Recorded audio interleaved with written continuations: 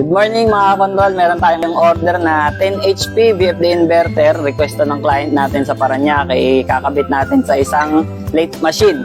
So, i-demo lang muna natin paano gumagana itong VFD inverter natin. Tara! Unang-una, pakita lang natin, single phase yung supply natin.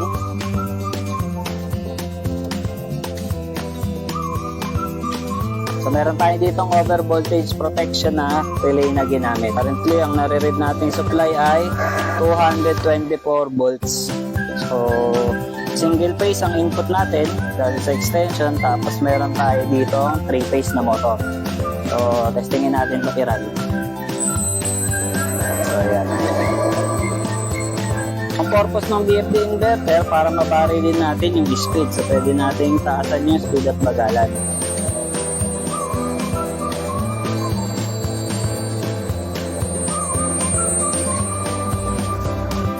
Kaya sa may mga 3-phase na machine at walang 3-phase na supply sa area, huwag kayong mag-atubili. Ayun. Huwag kayong mag-atubili na i-message si Control A dahil si Control A na ang bahala dyan. Salamat!